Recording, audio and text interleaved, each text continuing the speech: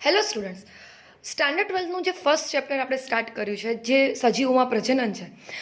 અગાઉના વિડીયોમાં આપણે પ્રજનન એટલે શું તે જોયું. પ્રજનનના બે પ્રકાર જોયા, અલિંગી અને લિંગી પ્રજનન.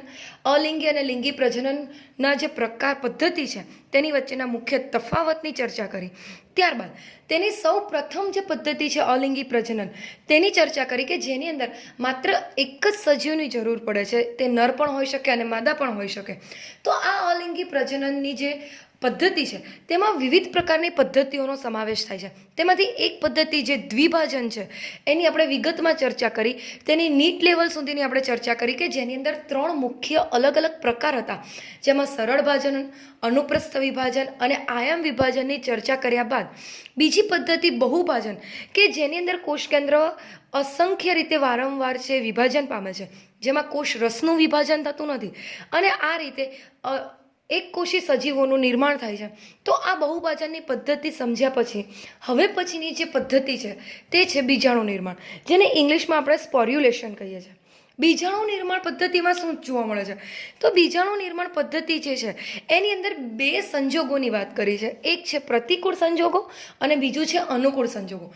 પ્રતિકૂળ સંજોગો એટલે એવા સંજોગો કે જે સજીવને અનુકૂળ આવતા નથી. એને જ્યારે નહીં ગમતું હોય, એને જ્યારે કોઈ અનુકૂળ પરિસ્થિતિ નહીં હોય તો એવી પરિસ્થિતિને પ્રતિકૂળ પરિસ્થિતિ કહેવાય.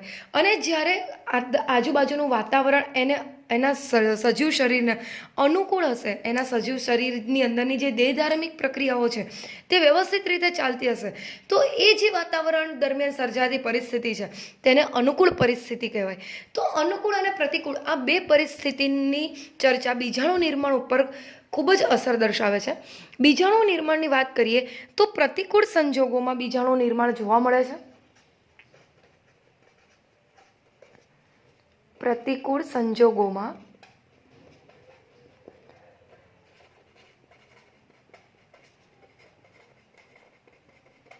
બીજાણુ નિર્માણ થાય છે. હવે પ્રતિકૂળ સંજોગોની અંદર ઉદાહરણ જોઈએ તો ઉદાહરણની અંદર આપણે બીજાણુ નિર્માણમાં ભણવાનું છે અમીબા.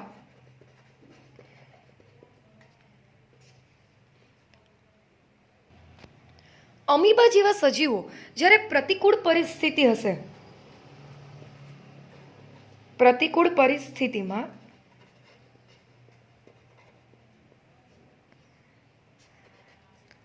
પોતાના જે ખોટા પગ છે તેનું સંકોચન કરે.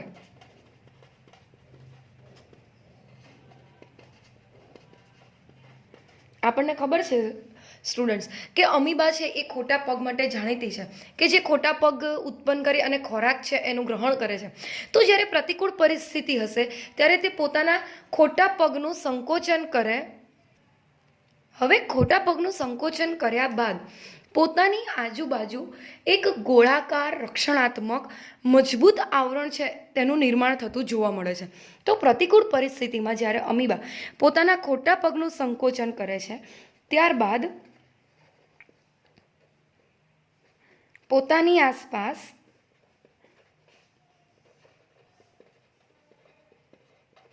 ગોળાકાર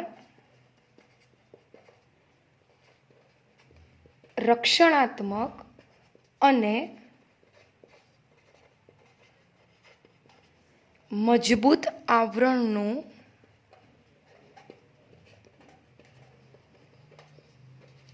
નિર્માણ કરે છે. અને આ જે આવરણનું નિર્માણ કરે છે તે પ્રક્રિયાને કોષ્ઠન કહે છે. આ તમારો 1 માર્કનો પ્રશ્ન છે, શબ્દ સમજાવો કોષ્ઠન. તો જ્યારે અમીબા પ્રતિકૂળ પરિસ્થિતિમાં પોતાના ખોટા પગનું સંકોચન કરે, ત્યારબાદ પોતાની આસપાસ ગોળાકાર રક્ષણાત્મક અને મજબૂત આવરણનું નિર્માણ કરે, આ પ્રક્રિયાને કોષ્ઠન પ્રક્રિયા કહેવાય. હવે પરિસ્થિતિ જે છે તે અનુકૂળ બને, એટલે કે અનુકૂળ પરિસ્થિતિમાં અમીબા પોતાના કોષ્ઠન છે એ કોષ્ઠનને તોડી અને તેમાંથી કોષ કેન્દ્રનું બહુભાજન થઈ અને અસંખ્ય બાળ અમીબા છે તે બહાર આવતા જોવા મળે છે. તો આ પદ્ધતિ જે છે એ બીજાણુ નિર્માણ છે. અનુકૂળ પરિસ્થિતિમાં કોષ્ઠન કોષ કેન્દ્રનું બહુભાજન કરે અને તેમાંથી અસંખ્ય બાળ અમીબાનું નિર્માણ જોવા મળે, જેને કૂટપાદીય બીજાણુ પણ કહે છે. એમસીક્યુમાં પણ પૂછાય છે કૂટપાદીય બીજાણુ, જેનું નિર્માણ કોષ્ઠન પ્રક્રિયામાં એટલે કે બીજાણુ નિર્માણ દરમિયાન જોવા મળે છે. તો વિદ્યાર્થીઓ, આ પણ એક અલિંગી પ્રજનનની પદ્ધતિ છે, બીજાણુ નિર્માણ, જે 2 માર્ક્સનો તમારો મોસ્ટ ઇમ્પોર્ટન્ટ ક્વેશ્ચન છે. ત્યાર પછીની જે અલિંગી પ્રજનનની પદ્ધતિ છે તે છે કલિકા સર્જન. તમે 9મા 10મા ધોરણમાં પણ કલિકા સર્જન વિશે ભણીને આવો છો. તો કલિકા સર્જન દરમિયાન સજીવ શરીરનો જે કોષ છે તે સમવિભાજન પામી, આપણે આપણા આગળના વિડીયોમાં સમવિભાજન અને અર્ધીકરણ વિશે માહિતી મેળવી હતી. તો કોષ જે છે એ સમવિભાજન પામી સજીવ શરીરના દેહ ઉપર ઉપસી આવે, સજીવ શરીરના દેહ ઉપર કલિકા સ્વરૂપે જે કોષોનો સમૂહ છે તે સ્વરૂપે ઉપસી આવે છે. આ કલિકા જે છે તેમાંથી તરુણ પ્રાણીનું નિર્માણ થાય અને આ તરુણ પ્રાણી પિતૃદેહથી છૂટું પડી સ્વતંત્ર સજીવનું તરીકે પોતાની જીવનકાળ છે એ પૂરો કરે છે. તો આ જે પદ્ધતિ છે તેને કલિકા સર્જન કહે છે કે કોષ સમવિભાજન પામી અને સજીવ શરીર ઉપર અસંખ્ય કોષોનો સમૂહ ઉત્પન્ન કરે, જે કલિકા સ્વરૂપે હોય છે. આ કલિકા છે તરુણ પ્રાણી સ્વરૂપે નિર્માણ પામે અને ત્યાર પછી તે પિતૃદેહથી છૂટું પડી અને સ્વતંત્ર સજીવ તરીકે જીવનકાળ છે પૂરો કરે છે. હવે આ જે કલિકા સર્જન છે, કલિકા ઉત્પન્ન થવાની જે પદ્ધતિ છે, તેના 2 પ્રકાર છે. 2 પ્રકારે કલિકા સર્જન જોઈ શકાય છે. એક પ્રકાર જે છે એ છે અંતઃકલિકા સર્જન અને બીજો પ્રકાર જે છે એ છે બાહ્ય કલિકા સર્જન. નામ ઉપરથી જ ખબર પડે કે સજીવ શરીરની અંદર કલિકાનું નિર્માણ થાય તો તેને અંતઃકલિકા કહે છે, અને સજીવ શરીરની બહાર જ્યારે કલિકાનું નિર્માણ થાય છે ત્યારે તેને બાહ્ય કલિકા સર્જન કહે છે. અંતઃકલિકા સર્જન જે છે એ વાદળી જેવા સજીવની અંદર જોવા મળે છે. વાદળી જેવા સજીવની અંદર સજીવ શરીરની અંદરની બાજુ કોષોનો સમૂહ ઉત્પન્ન થાય અને તે આવરણથી આવૃત બને. આ પ્રક્રિયાને અંતઃકલિકા સર્જન કહે છે, જેને જેમ્યુલ્સ પણ કહે છે. જેમ્યુલ્સ નિર્માણ એટલે કે અંતઃકલિકા સર્જનનું નિર્માણ એ વાદળીની અંદર જે મીઠા પાણીમાં જોવા મળે છે તેમાં સૌથી સારી રીતે આપણે જોઈ શકીએ છીએ. જ્યારે બાહ્ય કલિકા સર્જન જે છે તેના ઉદાહરણમાં આપણે હાઇડ્રાને જોઈ શકીએ છીએ, ભણી શકીએ છીએ. હાઇડ્રાનું ઉદાહરણ તમે 10મા ધોરણમાં પણ ભણીને આવો છો કે હાઇડ્રા જે છે તેમાં સજીવ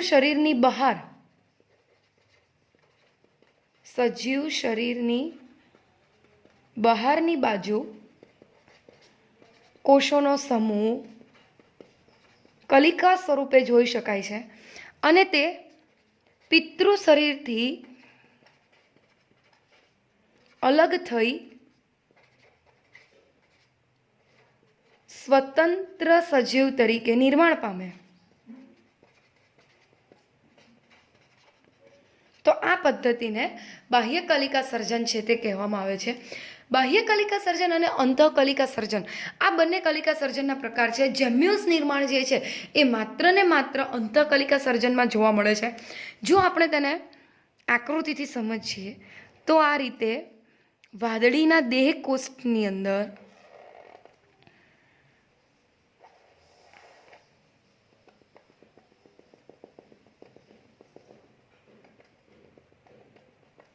કોષ જેમ્યુલ્સનું નિર્માણ થતું જોવા મળે છે, જે વિશિષ્ટ કોષ સમૂહો છે. અને હાઇડ્રામાં જોઈએ તો હાઇડ્રાની અંદર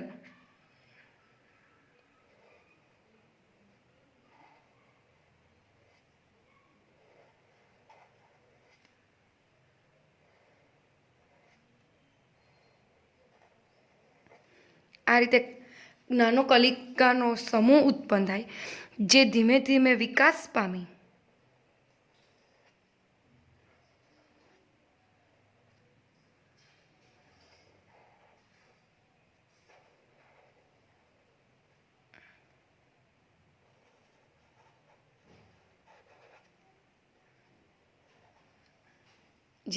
વિકાસ પામશે અને એક પુખ્ત હાઇડ્રાનું નિર્માણ થયા બાદ તેમાંથી સજીવ શરીર એટલે કે પિતૃ શરીરથી અલગ થઈ અને એક સ્વતંત્ર સજીવ તરીકે નિર્માણ પામે છે. તો આ પદ્ધતિ જે છે તેને કલિકા સર્જન તરીકે ઓળખવામાં આવે છે.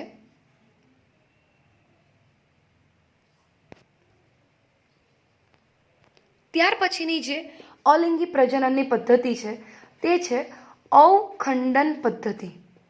અવખંડન પદ્ધતિની અંદર સ્ટુડન્ટ્સ કઈ રીતે જોવા મળે તો કે આ જે પદ્ધતિ છે તેમાં સજીવનું શરીર અલગ અલગ પ્રકારના ખંડોમાં વિભાજિત થઈ જાય અને દરેક ખૂટતો ભાગ છે એ પૂર્ણ પ્રાણીમાં વિકસવાની ક્ષમતા ધરાવે છે. આ જે પદ્ધતિ છે તેને અવખંડન પદ્ધતિ કહે છે. સજીવ શરીર નાના ટુકડામાં વિભાજિત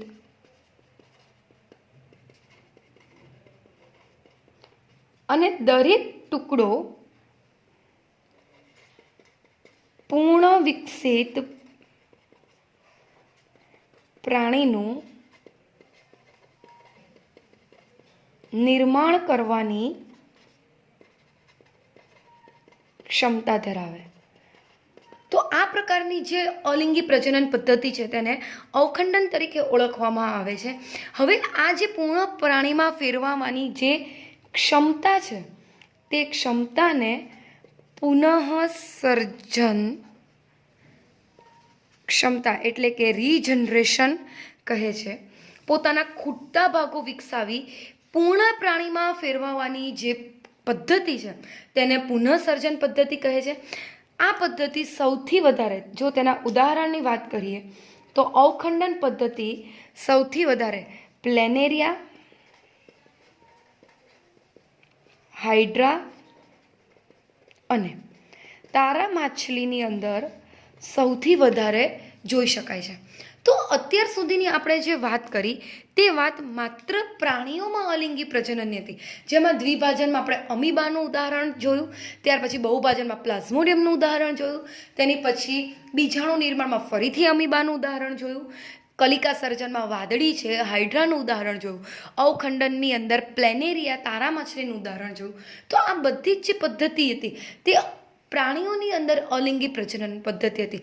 સેમ આવી જ રીતે અલિંગી પ્રજનનની વિવિધ પ્રકારની પદ્ધતિઓનું અવલોકન વનસ્પતિમાં પણ જોવા મળે છે.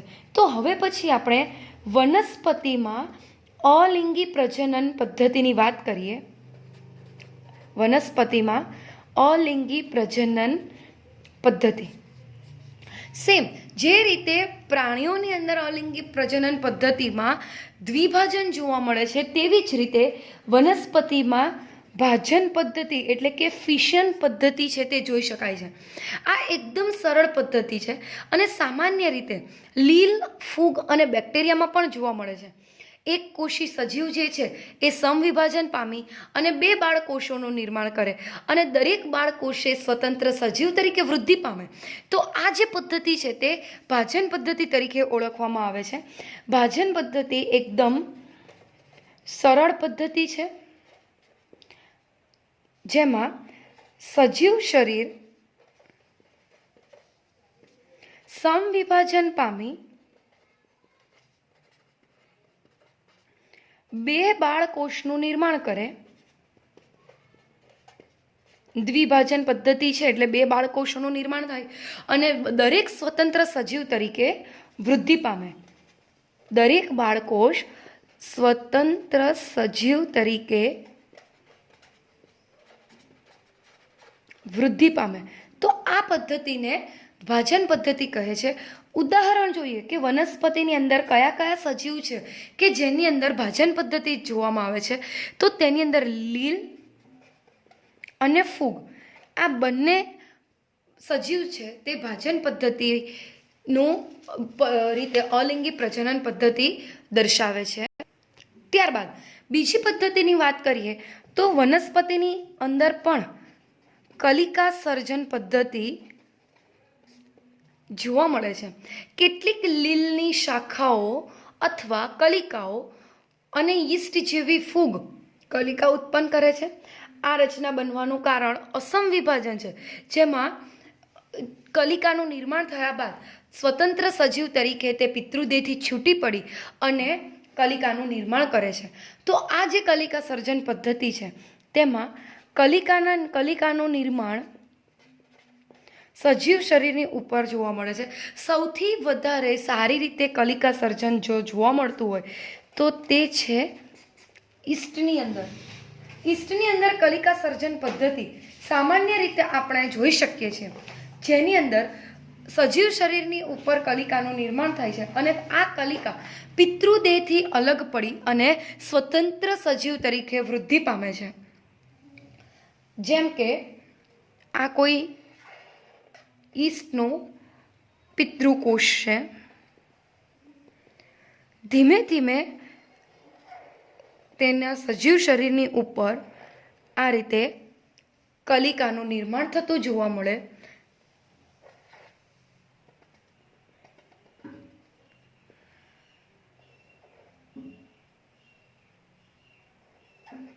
અને ત્યારબાદ એક પુખ્ત પ્રાણી તરીકે નિર્માણ થાય અને સજીવ શરીરથી છૂટું પડી અને સ્વતંત્ર સજીવ તરીકે વૃદ્ધિ પામે છે. તો આ રીતે કલિકા સર્જન પદ્ધતિ પણ વનસ્પતિની અંદર જોઈ શકાય છે. ત્યારબાદ અવખંડન પદ્ધતિ પણ વનસ્પતિની અંદર સામાન્ય રીતે જોવા મળે છે. અવખંડન પદ્ધતિમાં કેટલીક લીલનો જે દેહ છે તેને આપણે સુકાઈ તરીકે ઓળખીએ છીએ અને ફૂગનો જે દેહ છે તેને આપણે કવક સૂત્ર તરીકે ઓળખીએ છીએ. તો જે લીલનો સુકાઈ છે અને ફૂગના કવક સૂત્ર છે આ બંને કોઈ યાંત્રિક દબાણને લીધે નાના ખંડોમાં વિભાજિત થાય. કોઈ યાંત્રિક દબાણને કારણે નાના ટુકડામાં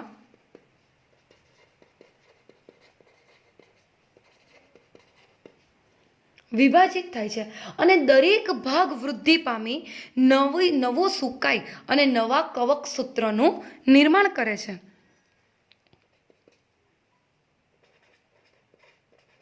દરેક ભાગ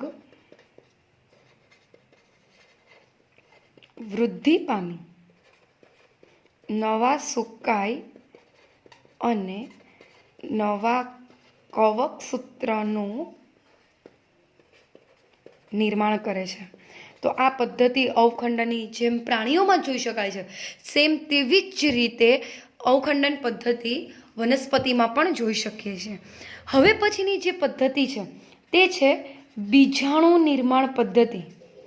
બીજાણુ નિર્માણ પદ્ધતિ માત્ર ને માત્ર આપણે વનસ્પતિની અંદર જોઈ શકીએ છીએ, જેને ઇંગ્લિશમાં સ્પોર ફોર્મ્યુલેશન કહેવાય છે.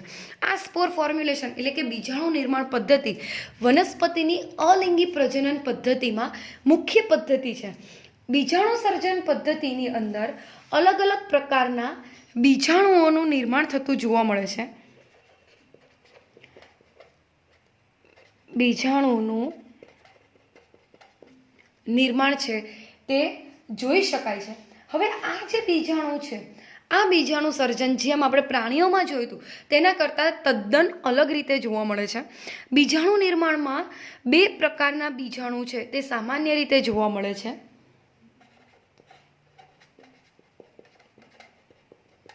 બે પ્રકારના બીજાણુ સામાન્ય રીતે જોવા મળે. એક બીજાણુ છે તે છે ચલ બીજાણુ અને બીજા જે બીજાણુ છે તે છે અચલ બીજાણુ. નામ પરથી જ ખબર પડે છે કે ચલ બીજાણુ એટલે કે ચલિત બીજાણુ હશે, જે એક જગ્યાએથી બીજી જગ્યાએ સરળતાથી જઈ શકે છે. જ્યારે અચલિત બીજાણુ છે તે એક જગ્યાએથી બીજી જગ્યાએ જઈ શકતા નથી, તે એક જ જગ્યાએ સ્થિર રહે છે, એટલા માટે તેને અચલિત બીજાણુ કહેવામાં આવે છે. સૌપ્રથમ ચલ બીજાણુની વાત કરીએ.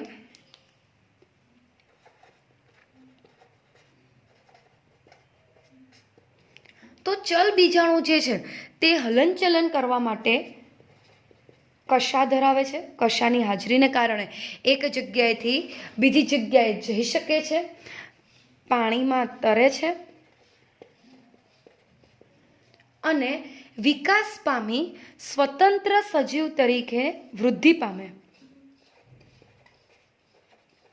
સ્વતંત્ર સજીવ તરીકે વૃદ્ધિ પામે છે. તો આ રીતે ચલ બીજાણુ જે છે તે બીજાણુ નિર્માણની અંદર ભાગ લે છે. હવે ઉદાહરણ જોઈએ ચલ બીજાણુમાં, તો યુલોથ્રિક્સ નામની લીલ, ક્લેમિડોમોનાસ નામની લીલ, જેની અંદર ચલ બીજાણુનું નિર્માણ છે તે જોવા મળે છે. અચલ બીજાણુની વાત કરીએ.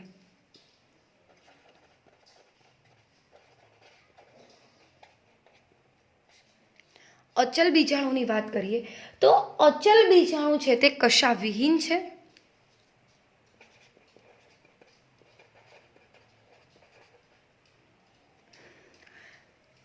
સ્થળ જ ફૂગમાં, સામાન્ય રીતે આપણે ફૂગમાં જોઈ શકીએ છીએ.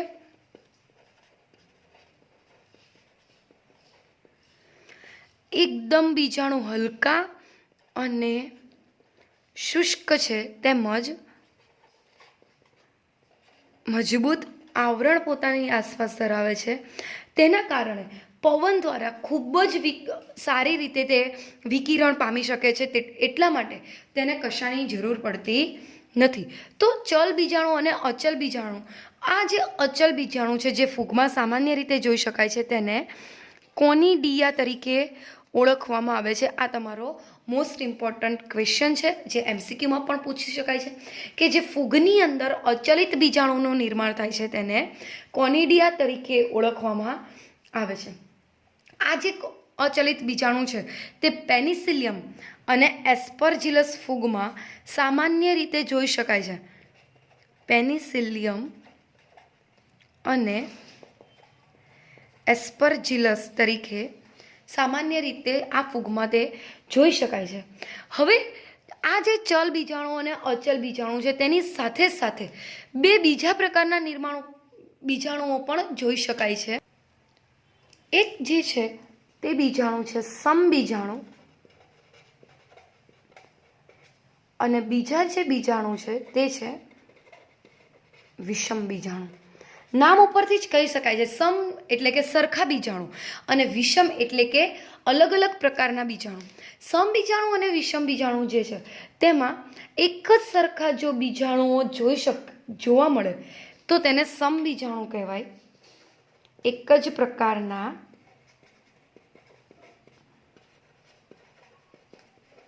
બીજાણુઓ જે બાહ્યાકાર રીતે અને આંતરિક રીતે સરખા હોય તો તેવા બીજાણુઓને સમ બીજાણુ કહેવાય છે.